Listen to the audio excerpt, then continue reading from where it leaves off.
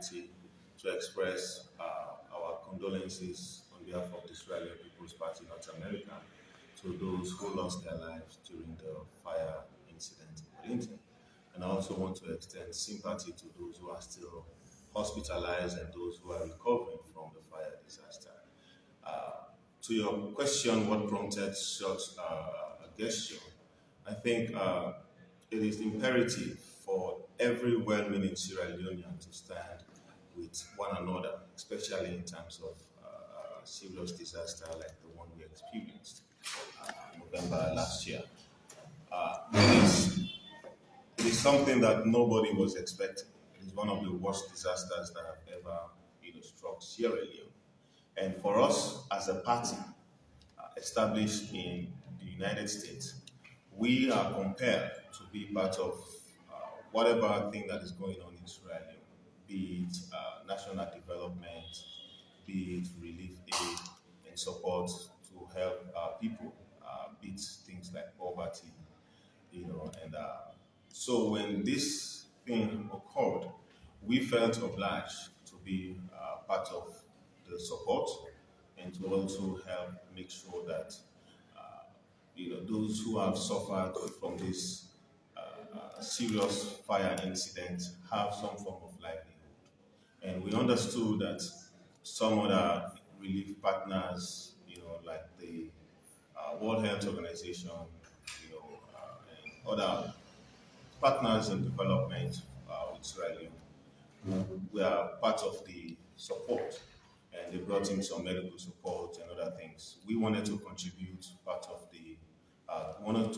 towards livelihood recovery.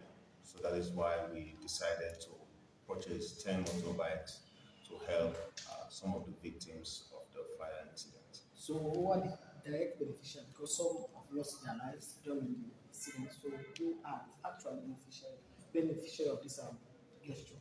Yes, the actual beneficiaries are divided into two. We have those who are really the victims and those who are the next of kin of the victims. The next of kins can benefit because we've determined that some of the people who died in the fire incident were the breadwinners for their families. They were the head of the household. And so now that they are gone, their families are finding it very difficult to make life after the demise of their loved one.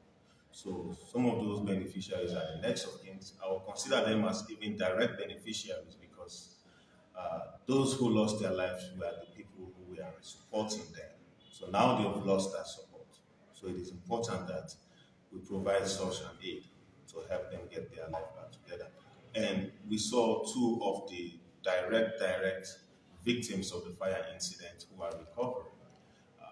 The other two of the guys, thank God that they have, recovered and they can walk independently now. But for people like them, it is very, very difficult to see how best they can go back within the short period of time and begin to fend for themselves.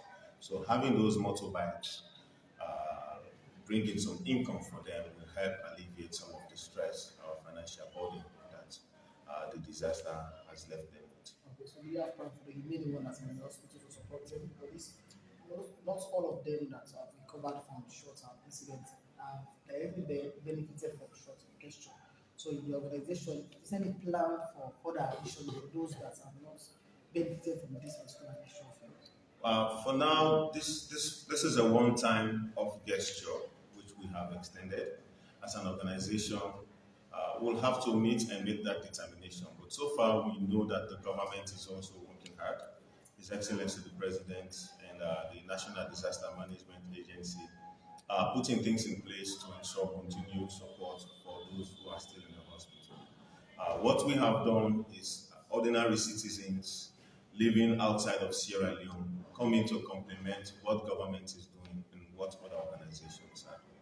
For me, most times I love to base my question on the impact, but I just tend to ask this question in terms of the finance. Take us to how much money you use to purchase these bikes? Yes, that's a very, very important question because I need to make the public know this also. we all know that one of those bikes cost $9,700,000, 700 million euros, 9,700,000 euros. To correct myself. But with the gesture of the owner of Shalema Trading, he was able to give us a discount of 400,000 euros on each bike. So each motorbike costs actually 9,300,000 euros. So if you calculate that by 10, it's about 93 million euros. And we're also paying 100% for the registration of those bikes. And so the beneficiaries don't have to go and spend money to go and register those bikes.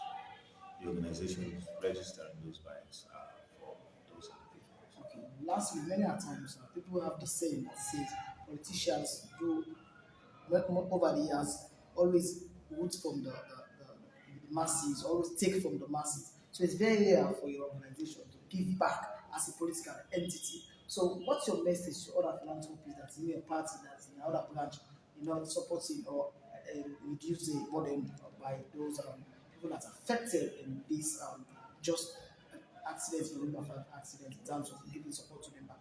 Thank you very much, and I want to thank you for that compliment. We, as the North America region of SLPP, we've always served as that particular branch of the party that's giving out. We don't give to expect.